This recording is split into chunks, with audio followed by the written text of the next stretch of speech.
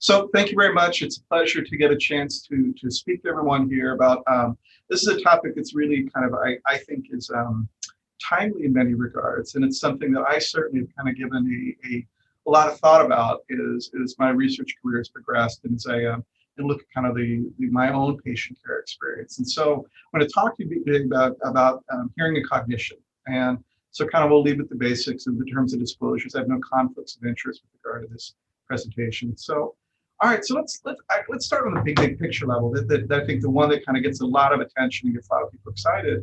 And this is this work that Frank Lin has demonstrated that untreated hearing loss greatly increases the risk of dementia or early onset cognitive decline.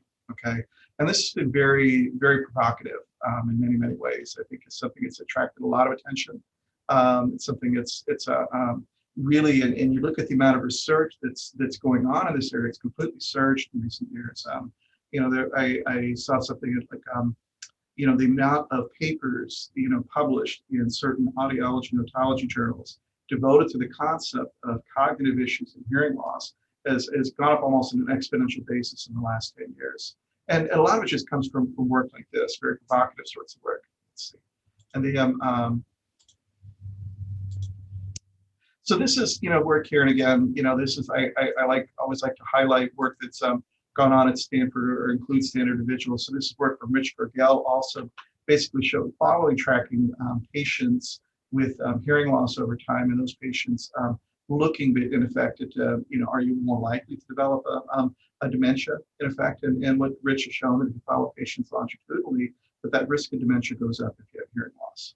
So again, so these are well-known issues at this point, but I think there's a lot we don't know. We kind of look at these big picture areas, okay? So one of the things we don't know, for example, is what really drives this relationship between hearing and cognition, okay?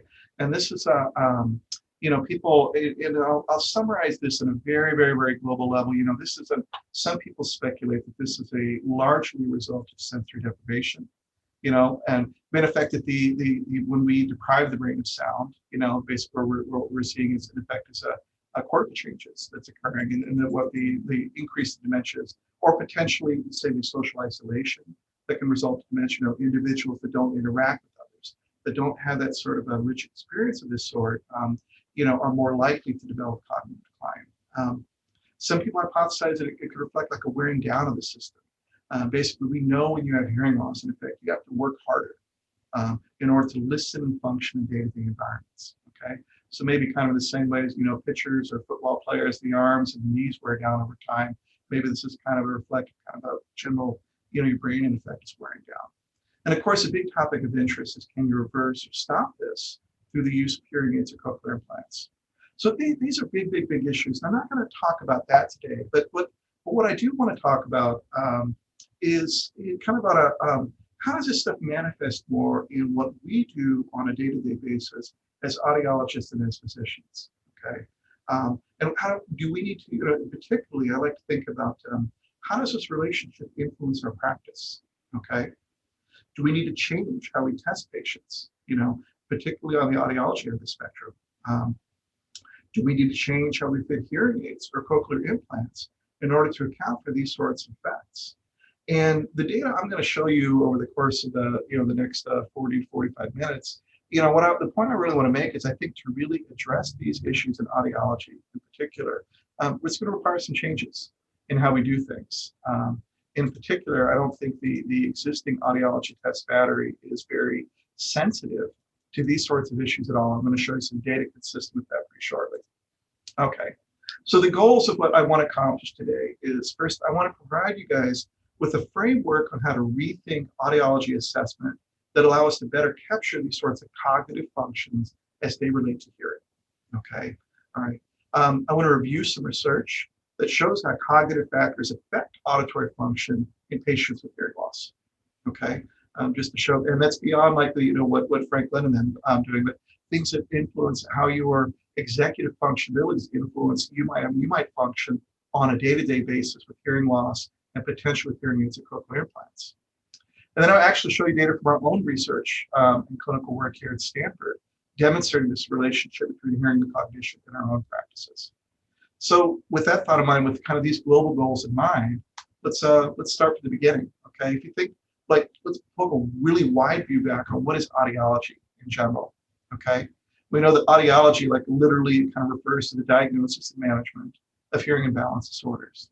Okay, so those of you who refer patients down to see me or to see my staff, basically the work we're doing is largely diagnostic in nature. Okay, so your audiogram that we do, this is entirely diagnostic. Okay, the balance assessments, B and G, B hits, these sorts of things, and this sort of diagnostic work really focuses in two areas. What is your hearing threshold? Okay, i.e., how well can you hear the sound, and what is the site of lesion? So if there is a problem, where is that problem? Is this a problem in the middle ear? Is this a problem within the cochlea? Okay, what's the problem? What issues are we running into? Now we do provide rehabilitative services clearly via hearing aids and cochlear implants, but these are, kind of historically, a lot of the work that we do as audiologists has been more diagnostic in nature. We can't even necessarily bill. We can certainly bill for implant mappings, but hearing aids, unless you're dealing with certain types of managed care environments, they're just not covered entirely. Okay, we can't bill for oral rehabilitation. If you come and talk to me about your hearing loss, we can't bill for that, or bill insurance rather. Okay, so audiology has largely been diagnostic.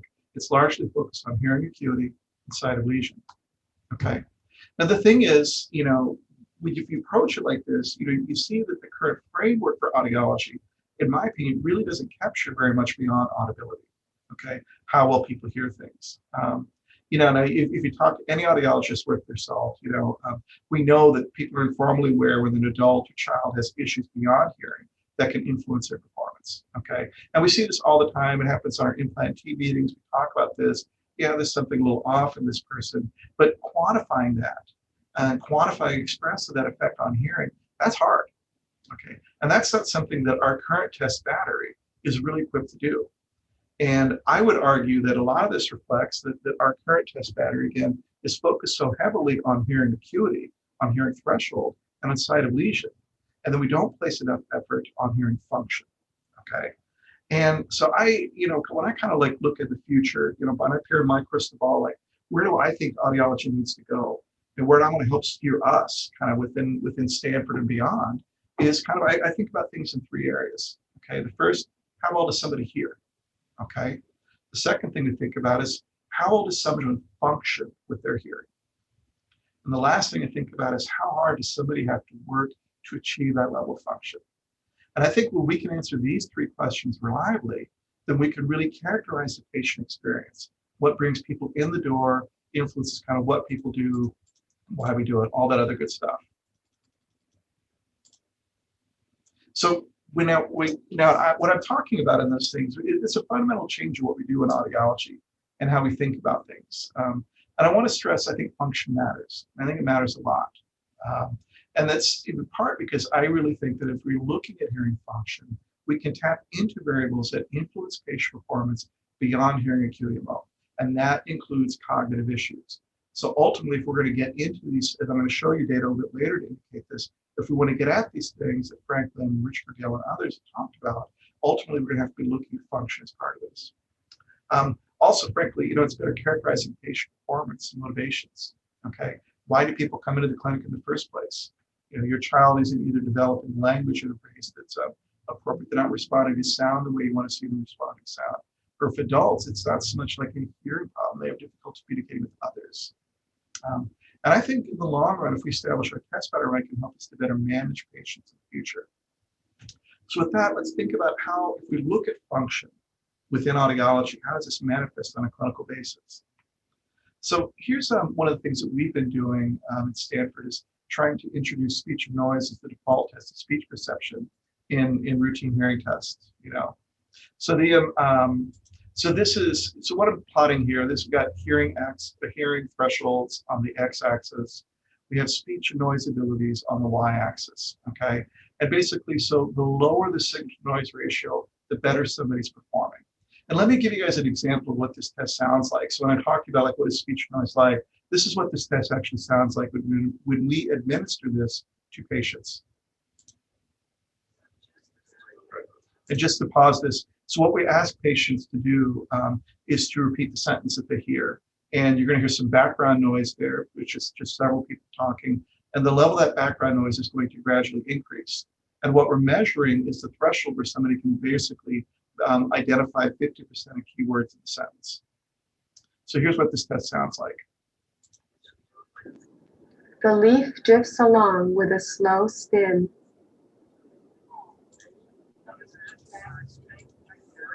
The pencil was cut to be sharp at both ends.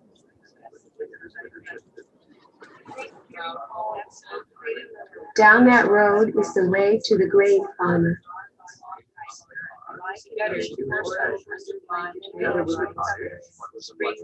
The best method is to fix it in place with clips.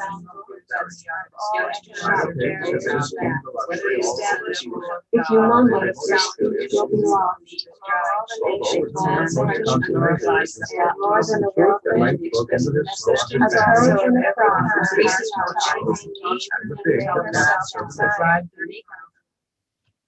Welcome to the quicksand. So I presume all of you got everything perfectly correct over the Zoom audio? Yeah, I mean, the test is pretty hard, you know. Now you can see up here that, you know, exactly, Daniel, that's exactly right. You know, the high quality audio here makes the test very easy to perform. But, you know, so if you look at performance, and again, you know, we have individuals, -3.5 basically means you got every word correct. We have a number of individuals that score this highly, okay? But if you look here, even individuals with perfectly normal hearing, we've got a range of performance here where some people performing very well, and some people, you know, despite having perfectly normal hearing, have quite a bit of difficulty in the presence of background noise. Now, to make this a little easier for all of you to see, okay, what I've done is I've broken people into different degrees of hearing loss. So again, these are individuals with perfectly normal hearing, borderline normal, mild losses, moderate, moderately severe, and severe losses. We've got all the individual data points plotted here for this, and this is about 6,000 patients. Again, these solid lines right here represent the mean performance for each degree of hearing loss. So it's no surprise here, of course, you didn't say, well, what happens if you have hearing loss? Your ability to understand speech noise gets worse. And that's certainly the case. We can certainly see that here. But look at this. You know, note the variability in performance that you see. So these patients have similar amounts of hearing level, okay? Similar amounts of hearing loss, but some of these people perform really still performing perfectly fine, okay? And some people basically cannot function at all, okay? So these sorts of things. So what accounts for this? What accounts for this sort of variability despite having similar hearing thresholds, okay? And that's really kind of at the core of what we talk about. We talk about function, and we start moving into these sorts of executive issues and these sorts of cognitive issues. And when we look at, we model speech understanding and noise, okay? And a lot of this work kind of came from the 70s and 80s from Plonk, you know, as a psychoacoustician and speech perception guru with the, from Europe. But, you know, the way he modeled it, this model kind of still persists how we think about things today. On a very basic level, the first thing we have to think about if you want to understand speech noise is audibility. Can you hear it? And I'll tell you the fastest way to have trouble understanding speech and background noise is for you to not be able to hear the damn thing in the first place, okay? And I can tell you if you want to understand speech and quiet, audibility is basically the only thing that matters, okay? When we start getting a noise, and we certainly focus on audibility, can you hear it? But there's other things. And Plonk called it like a general term, he called it distortion, okay? Which refers to factors beyond audibility. And again, on a stress and quiet, it's mostly this. And we can pretty much predict how well you're going to do in quiet strictly on the basis of audibility. But we cannot do this when we start looking at speech in the presence of background noise, okay? Now, when they talk about distortion, you know, these factors beyond audibility, you know, he broke it down into two areas. One, they talk about peripheral encoding, okay, so we call bottom up. This is things we think about, say, with like cochlear synaptopathy, you know, things that are loss of nerve fibers, just how precise is that signal represented in the first place, okay? So that's one of the things that we think about when we look at this. But the other part that we talk about a lot, and the area that's got a lot of attention, is this concept of executive function, or these cognitive issues, okay? And I want to zoom in a little bit on here right there so you get an idea as to kind of what sorts of things we're talking about and how this influences performance, particularly on measures of speech noise understanding. Okay, so executive function, literally kind of on a big macro level again, these are cognitive processes that are necessary for control of behavior, okay? All right, so this is basically, if we're going to operate in our day-to-day life, what sorts of things do we have to do? So these include things like working memory, flexibility, can you transition from one task to another readily? Attentional control, can I focus on the things that I want to focus on? And then with regard to inhibition, can I avoid things that I don't want to focus on? So these, now I want to focus a little bit on working memory and cognitive flexibility, because these are two areas that have gotten a lot of attention in recent years with regard to how patients function and what your ability to look like, what your ability to understand speech and noise looks like.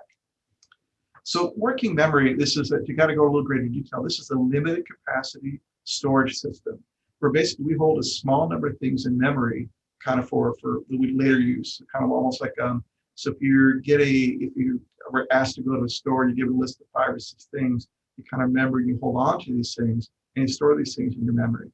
And we constantly are updating this throughout our day-to-day life as we go about our day, okay?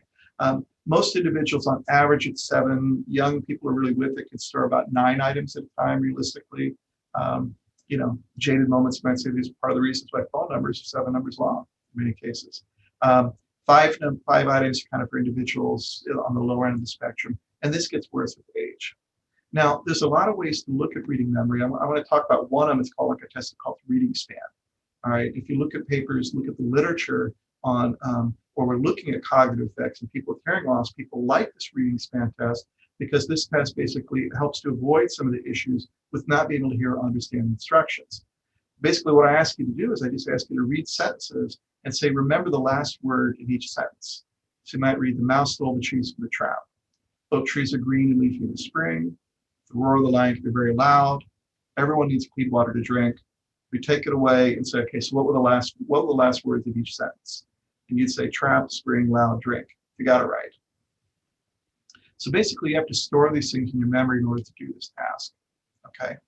Another thing that we see commonly used when we're looking at patients with hearing loss, we want to look at executive function, is something called cognitive flexibility. Okay. This is also like task switching. Okay. So basically, can we think about or operate on 2 concepts simultaneously or switch between 2 concepts? Okay. And you see this sort of executive function area. You see things like that, like a trail maker tasks. Okay. So these are, again, you see this one a lot in the hearing world because this doesn't require a lot of auditory input. So the first part's a little simpler. You might get them, this is the sample, but in the real thing, you might get like 40 numbers on a screen. And your job is to draw a line between numbers in ascending order. Okay. So this is the first part right here. And this is pretty straightforward. It gives a baseline level performance. But the trail making part B, this gets a little trickier because what we ask people to do is to go in ascending order, but this time I want you to alternate between numbers and letters. So you go 1, A, 2, B, 3, C, 4, D, and so on. Okay, so forcing people to swap back and forth on these measures. As you can see, this sort of task, it's harder, it forces that sort of that flexibility to kind of go back and forth and still kind of hold things in memory as to where you are and where you're located. And why should you care about things like this? Well, oddly enough, your ability to perform these sorts of tasks really has a big influence on how patients function in their day-to-day life, you know, and particularly in understanding speech and noise. So for example, working memory has been, you know, there have been so many papers on working memory and speech understanding and noise.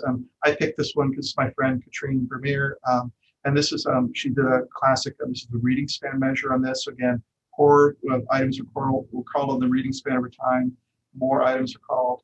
And basically we've got a speech noise measure. The lower the number is, basically the better the signal noise ratio. And the higher number here, the worse signal noise ratio. So you can see that older adults, as that reading span, the amount that they can recall gets higher, their ability to understand speech and noise gets better. Okay. And in older adults, particularly older adults with hearing loss, working memory capacity is actually one of the biggest predictors of understanding speech and noise beyond audibility. And some people would argue this is the biggest thing beyond your ability to hear it, is can you hold these things in memory? And that's in part because when you take somebody with hearing loss, you know, often what they're doing is they're repairing what they hear. So they kind of rather, you know, if you have good hearing, you kind of pick up each word as you go along. But if we have hearing loss, what happens is we kind of get the sentence, we kind of have to hold it in memory, use context to put the whole thing back together. And if I can't hold things in memory, then I start to fall apart. So this is a really big predictor. And this effect is consistently shows up again and again and again. So if you're an older adult with hearing loss, your working memory capacity is related to your ability to understand speech and background noise.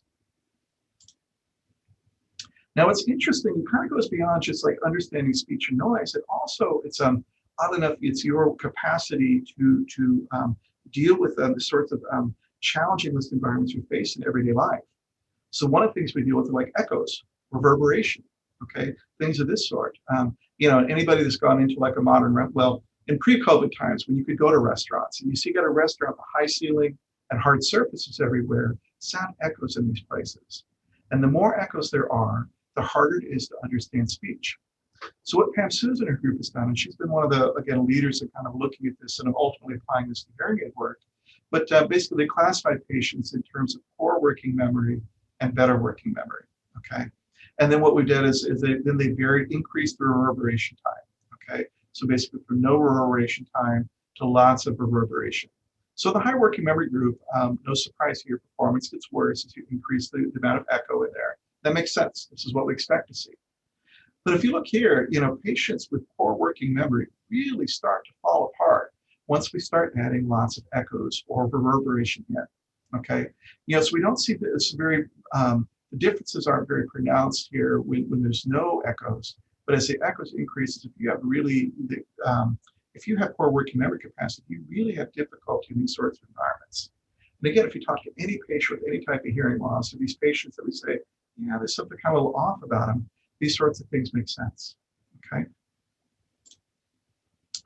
Now, for the audiologists in the room, you know, it's not just your ability to understand speech, but it's actually their data out there suggests that the ability to make use of or to not fall apart in the presence of certain types of hearing aid signal processing actually also seem to be related to your working memory capacity.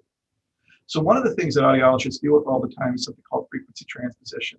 And basically this refers to basically converting high frequency information to lower frequencies. And you see this often, if you can't provide enough gain in high frequency regions, we're going to shift that down to lower frequencies, so this way the patients have access to it, okay? Now, in effect, we're distorting the signal when we do this, but the assumption is because audibility is king, if we can make that sound audible by shifting it, then it's okay, then we can help patients out. But if you shift things too much, of course, people are more likely to have difficulty. Now, what Pam Susan and her group did, they got patients with quiet and varying amounts of background noise. And again, with patients with individuals with low working memory capacity, high working memory capacity. So you can see pretty much like at all levels, patients with poor working memory capacity have poor speech understanding in these situations. But this is particularly true once we start really getting into large amounts of frequency compression.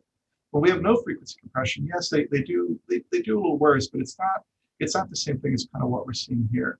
So basically, your ability to make use of these cues, and frankly, this sort of frequency trend, this is the fault in many hearing aids now. So when we wonder why some patients seem to do well with certain types of hearing aids and others, sometimes it has to do with how pronounced might this effect be. Now, they followed up on this by expanding not just frequency transposition, but certain types of compression characteristics of the hearing aids and other things, and basically demonstrated that if you have poor working memory capacity, that you are less likely to benefit from certain types of signal processing in your hearing aid. Okay, so now it's not about audibility anymore. It's just we're getting restart all the fancy features that show up in hearing aids as to why these things are so expensive. If somebody has poor working memory capacity, their ability to make use of these things actually gets worse. Oops, let me go back on this. Okay, so this is, for example, here we're going increasing reading span. So again, we're going from poor reading span ability to better reading span ability. This is now here we're looking at intelligibility here, and we're varying the signal noise ratio. So basically from like really poor to really good signal noise ratios. So what you can see is the reading span, and then we've got situations where we've got a lot of signal processing going on that really sorts a signal, and then we kind of basically apply features that are designed to make the signal more intelligible. And what you can see is that if you're working, particularly in poor signal noise ratios, if you have a better working memory capacity, better reading span score, in effect, you're better able to make use of this hearing aid signal processing. So the difference between here and here gets larger the worse the signal noise ratio is. So in effect, all the fancy signal processing features just don't work as well if your working memory capacity is poor, okay? So these are things, again, that kind of crop up again and again, and we look at kind of why do patients perform the way they do, or they complain about certain things, but these sorts of things aren't necessarily captured by the traditional audiology test pattern. Now, this is goes beyond just hearing aid users. You know, if we look at, you take work from Aaron Mobley's group, looking at patients with recipients of cochlear implants, okay? And basically, we can separate cochlear implant recipients on the basis of good peripheral and central processing. And if you're good at both of those capacity, then you're more likely to have good speech understanding. And if you have difficulties with in peripheral or central issues, your speech understanding scores are likely to be poor. So, for example, here this is work from Aaron Mobley's group. They're great physician scientists at Ohio State. So here they got them up for peripheral function, these implant recipients. This is a spectral ripple detection task. So basically, this is a measure of spectral resolution. Like, can you, in effect, separate one pitch from another, so to speak? So it sounds weird, but your ability, I'm going to play two sounds for you, and you ask people to distinguish between these tasks, so between these sounds. So let's listen to each one of these. And it sounds weird, but the ability, in order to do these things, you basically have to resolve small ripples within a noise. And the more ripples you can resolve, the better your speech understanding is, if you can resolve fewer ripples. So that's consistent with the idea, of course, that good peripheral encoding is important for implant recipients. But when we start looking at these measures of nonverbal reasoning, we're doing like a visual pattern application task. Again, better performing implant patients perform higher on this, and patients with lower speech understanding scores perform more poorly on this. So once again, if you have poor central processing, your working memory capacity, your flexibility in certain things, this manifests in terms of patient performance. But if we're just looking at an AZ Bio score on somebody or a word recognition score, we don't catch that. Okay, so we can't quantify exactly why somebody's performing the way they do. Okay, now this is work, of course. I'm not doing my job if I don't highlight great work.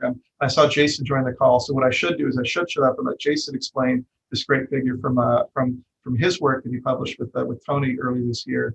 But really, the high point here, I think this is a seminal work. I think this is going to be very influential down the line. But what Jason basically, he and Tony built a model of to look at working memory in a rat model. And then they demonstrated that rats with hearing loss, have poor working memory capacity, which kind of starts fitting in the idea that, and again, that sensory deficits can have cognitive effects, And so again, I've completely glossed. I've taken years worth of work and summarized it in about 20 seconds. So I'll apologize, Jason. So if you want to clear up anything, you go talk to this fine gentleman right here afterward. I don't know, we've got better pictures of Tony, but I couldn't turn down the opportunity to put him in a headband here because I love it. So anyway, so this is great work here from Jason and his group. So let's shift gears a little bit here. Okay, let's come back to this big framework. So I've said that, I think when I look at the future of audiology, we look at how well somebody hears. We want to look at how well people function with their hearing. And we look at how hard is it have somebody have to work to achieve that level of function. But even when we start looking at a functioning, the reality is there's actually different ways to assess function in terms of speech and noise tests. And those things can be more or less sensitive to central effects, okay? And these are things when we think about kind of where the field has to go going forward, it's not just are we doing speech and noise, but what type of speech and noise are we doing? So let me give you an example here. So there's two kind of broad types of speech and noise tasks, okay? And these tasks require you to do different things. So one is something we call energetic masking, and one is something we call informational masking. Now, energetic masking is kind of what we classically think of as a cocktail party. It's a case where, say, there's multiple talkers, and it's defined usually as 4 or more talkers, or like the classic white noise, like shh in the background that we see. And in order to do this task requires both central and peripheral function, okay? So this is something really relies on both central and peripheral issues. And when we realistically, when we think audiologically, what most people think of when they think of speech and noise task, almost invariably what we're thinking of is an energetic masking task, okay? And informational masking is a little different, okay? Let's say instead of trying to process with everybody else, in this case, we are trying to say, I want to focus on my bartender, because that's an important person to listen to, make sure you understand, and ignore somebody else. So in this case, we're trying to understand speech with maybe one or two competing talkers. So really the job is to separate one voice from another. And unlike energetic masking, this relies more heavily on central factors. So let me play you an example of each one of these. Okay, this is Christy Ward graciously provided these. So again, so first I'm going to give you a classic energetic masking task. And this is again, we've got speech shape noise is what we're listening to. So just sentence repetition with the classic background noise. They are buying some bread. So they're buying some bread. So that's a classic energetic masking task. Or when we heard the example of the quick sync earlier, that is a multi-talker babble that's going on in the background. That's another largely energetic masking task. Now, informational masking, in this case, we've got two competing talkers. They are buying some bread. Okay, so if you've got good hearing and you've got an intact central system, your performance at informational masking tends to be better.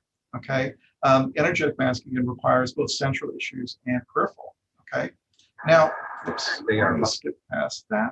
Okay, again, I want to stress again, most clinical tests of speech noise are energetic masking, but people like Gerald Kidd and others have suggested for a while that maybe we could identify patients whose deficits result more from cognitive problems than peripheral problems by comparing performance across the two measures. Okay, and so they did and he did a kind of a culmination, a large body of work, where they actually recently, earlier this year, Kidd and his team, they published some work in patients with aphasia. Okay, so these are individuals with documented brain lesions at this point. They asked them to do like a simple kind of forced choice task. What does Nina want? They would present the sentence like, Nina wants a spoon, Nina wants a ring, Nina wants a chair. And so the patient would basically kind of click on or point to whichever picture responded. And they did this in two types of background noise. So one is your classic, that shh sound that you heard previously. Okay, so your classic kind of like energetic masking sound, and that's what they're calling the noise masking. And then they call the speech masking, which is our informational masking task, where we have a single competing talker, and they're asked to do the same thing. So again, so what you can see here, so these are patients with aphasia. These are kind of like the control group right here. So in the shh sound, and these are individuals with largely normal hearing. So you can see in this case, these two groups perform pretty similarly in this case. But when we had one competing talker making more of a central task, as opposed to kind of the classic speech sound masker, you could see the patients with aphasia performing much worse than the patients in the normal controls. Okay, so the implication here is that by varying the masking paradigm, in this case, they can identify known brain lesions at this point. Okay, so again, we talk about speech noise, and one of the things, if we really want to capture these sorts of central deficits and characterize patient performance, we have to think about comparing like different types of energetic and informational masking. And this could be another tool for us to do so. That's not something that's happening clinically, but it's something that we're moving toward here at Stanford. Okay. Now, another thing to think about, I mentioned, I'm kind of giving my framework for what I think the future of diagnostic audiology needs to look like. How do people need to, and the other thing we need to think about is, honestly, how hard does somebody have to work to achieve that level of function that we're assessing, okay? And so we call this listening effort, we call this cognitive load. There's a lot of terms floated around, but there's a number of, this is not ready for clinical work yet, but there's fascinating work going on in this area. Now, a lot of this work, for example, focuses on something called pupillometry, which basically is a measure of listening effort.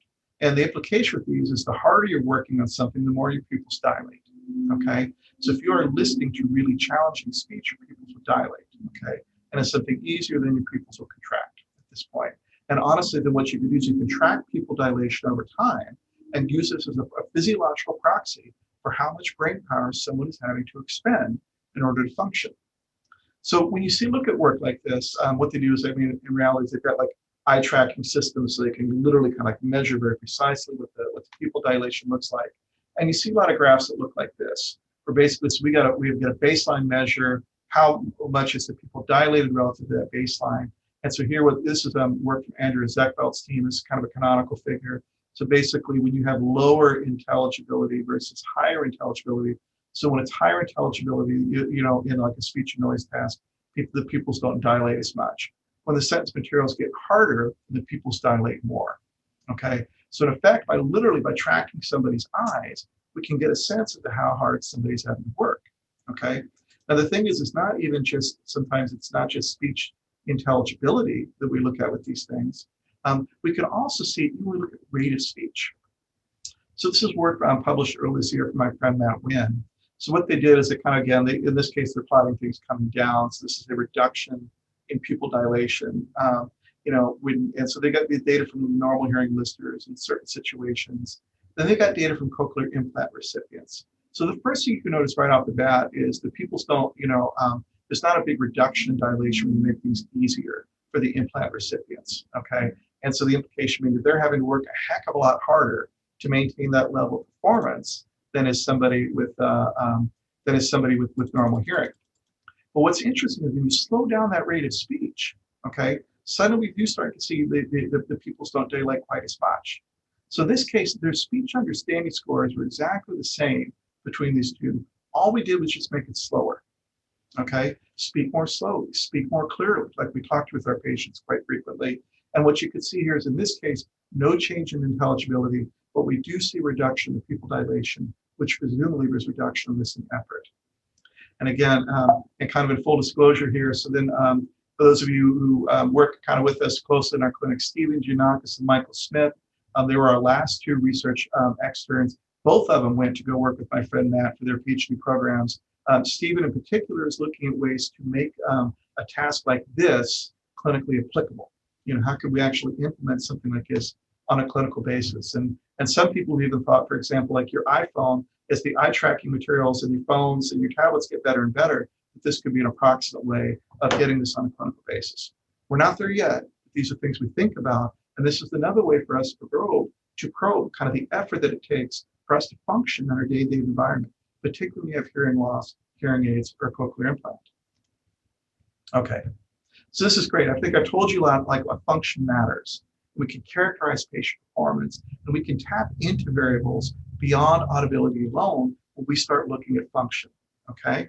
So how does this manifest clinically? All right, well, let's go back to these speech and noise. So again, this figure I showed you guys previously again here, we've got, almost 6,000 patients on speech and noise measures right here.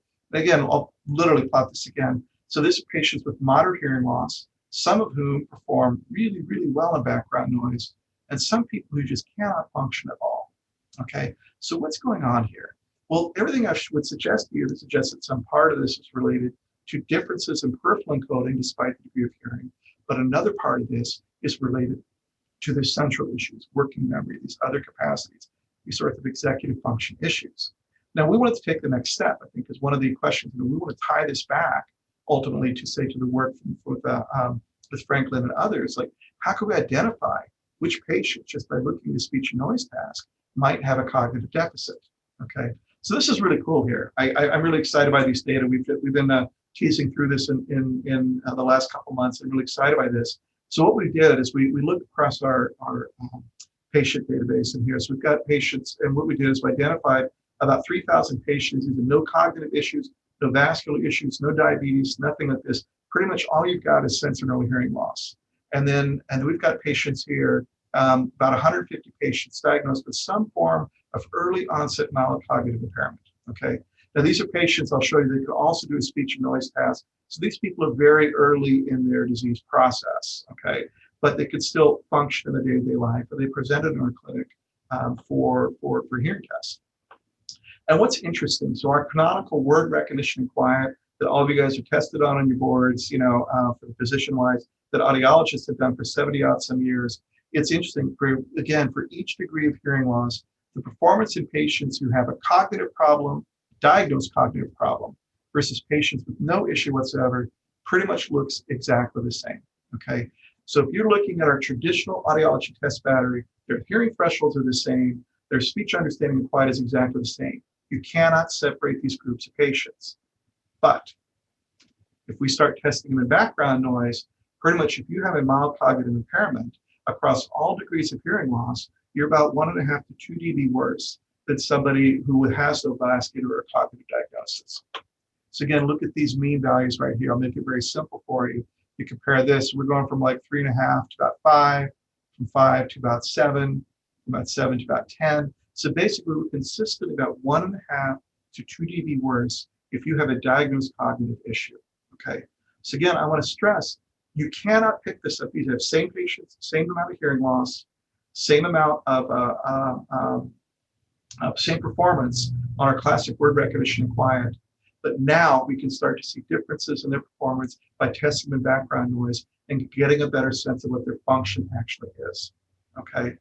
And so to me, we're really excited by these findings, to be honest, because I think they open the door to address a lot of potentially very powerful questions. For example, you to go back to that original work from Franklin and others, yes, we know that hearing loss is an increase of risk for cognitive decline, but it's not like everybody with hearing loss develops a cognitive issue.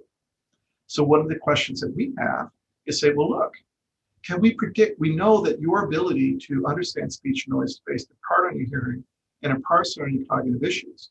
So can I predict which of these patients with hearing loss are at risk for cognitive issues by looking at their speech and noise score? In particular, if you have a very poor speech and noise ability for your degree of hearing loss, I predict that those are going to be the people who are either going to develop cognitive issues in the future or may have them, but they're not diagnosed yet. Okay, so this is something we're going to be exploring. In full disclosure, I don't think we're there yet, okay? Because as good as the quicksand is at kind of helping to separate these two groups, these differences about 1.5 dB, 1 to 2 dB, realistically, those still fall within the 95% confidence interval for the quicksand, which is about a little over 2.5 dB for this test. So whereas on a group basis, I can distinguish from these patients with a mild cognitive issue and without, just on the basis of speech and noise. I can't do it yet on an individual basis. But like Joe Hines, so like I think I saw Hamed, I think I saw you on the task. So I've been working with Joe on remixing the quicksand to try to make this test more sensitive, reduce some of the variability in it, or as I mentioned previously, looking at the energetic and informational masking. Maybe we get a ratio of comparison between these two and use that to tease these questions out. And these are things we're going to be following up on over the course of the next couple of years. Really, again, how do we tease out on a clinical basis which of these patients are really at risk for cognitive issues? Okay, now that doesn't mean that, of course, every idiot with a cognitive issue needs to get a hearing test. I mean, there are certainly other people that, I think instead of referring this guy for hearing tests, we should probably refer him to something else. Maybe your local authorities, a federal prison. So with that thought in mind here, let's, I think very briefly, since we're running out of time, I'll tell you that we do the same thing in kids, okay? With kids, we see cognitive executive function issues also influence performance with these. And again, it's a similar thought process. We have the bottom-up issues, access to the sounds, the top-down issues, and the recognition of the sounds, okay? So this is like seminal work here from Dave Pisoni and Bill Cronenberg, basically showing that looking at kids with cochlear implants, the working memory capacity in these kids with cochlear implants is related closely to their language development, okay? So now we're going beyond just speech understanding. Now we're looking at straight up language development. So you look at kids with poor verbal working memory versus kids with good verbal working memory and comparing their language development relative to normal hearing peers. So if you're at 0, basically, you're developing at a pace similar to your normal hearing peers. So basically, these kids with cochlear implants, all implanted at similar ages, but if they have poor working memory skills, they have their language scores are delayed relative to kids with implants that have better working memory skills, okay? And we see similar effects actually in kids with normal hearing as well, to where if you have good verbal working memory, you tend to have higher language. But this effect gets really pronounced here once we start looking at kids with cochlear implants. Now we talked about working memory. If we want to look at other things with kids we know makes a difference, if we start talking about attention, of course, then this is why we brought Christy here. Christy is our newest research extern. She's focused, her line of research focuses heavily in pediatric areas. And I'm going to, again, the same way that I completely obliterated Jason's 2 years of Jason's work into about 30 seconds, I'm going to do the same thing for Christy's dissertation. So what Christy basically did is she took a group of kids with hearing loss and a group of kids with normal hearing and measured their attentional abilities on an auditory attention task and a visual attention task. And what's interesting, again, we saw small but significant differences in their attentional capacity. So again, regarding whether it's an auditory or visual, kids, if you have a hearing loss, your selective attention ability is poorer, okay? All right, you say, well, Matt, why should I care if the selective attention ability is a little bit worse, in these sorts of lab-based settings? Well, then what she did is she followed up and then looked at your selective attention abilities related to your speech understanding abilities, okay? And what you can see across basically is that kids with better selective attention abilities have better speech understanding, and children with poor selective attention abilities have worse speech understanding, okay? So not only these sorts of central issues, once again, in kids, these sorts of attentional things, now they're influenced, we know it can influence your language development, and it's going to influence your speech understanding. And I can tell you that Christy and I were building on this to say, again, how do we take these sorts of great lab-based work that she worked on for her dissertation, and how do we translate this into clinical practice? And so the first step is just saying, well, look, can we quantify the amount of kids, that actually have a diagnosed attention problem, okay, or executive function issue? Do these sorts of things manifest in our clinical practice in the patients that we're seeing on a day-to-day basis? So what she's done, what we've been doing, and all credit to her, I just kind of point her and she goes and does all the work because she's amazing. But what you could see here basically is what she's done. She went through basically every child. We used Stride to kind of went through every child seen at Stanford Children's, and looked at the diagnosis, proportion that received the diagnosis of ADHD. And you can see that basically if you're looking from 4 to 21, which is like the earliest you can do it, about 1.89% of kids receive the diagnosis of ADHD. And these are kids, basically people with normal hearing. Now, what happens if we look at kids with hearing loss? Okay, and you can see this number goes way up. So instead of basically being kids between 4 and 21, it's a little under 2% having a diagnosis. Now we're almost at 5%, almost 5% of kids with a hearing loss, not just have a hearing loss, a diagnosis of hearing loss, but they also have a diagnosis of an attention problem. And again, we're not even getting into soft signs like people saying, I think this kid has challenges here and there. These are diagnosed attention deficits. And so basically, if you're a child seen at Stanford, and you have a hearing loss, you're 2.5 times more likely to be diagnosed with ADHD. And we're, again, I think this is pretty compelling. This is sort of thing that people talked about that field for a long time, but nobody's actually really quantified, okay? What's also telling is kind of as the schoolwork gets harder, we see the higher rates of diagnosis in these kids in mid-elementary to early school years, okay? And so we're following up on this. We're trying to tease out again a little bit like, what's the influence of device type, hearing aids or cochlear implants? What are their soft signs, like things even beyond like a full diagnosis? But even like somebody saying, yeah, the mom says they have difficulty listening in class or understanding in certain situations. We're going to try to quantify these things as well. And I saw Iram on the call earlier. So Iram, the questionnaire that she's helping to implement, we can capture some of that stuff more readily and look at this. And then something we're really excited about doing, Christy's going to stay with me for another year or two as a postdoc.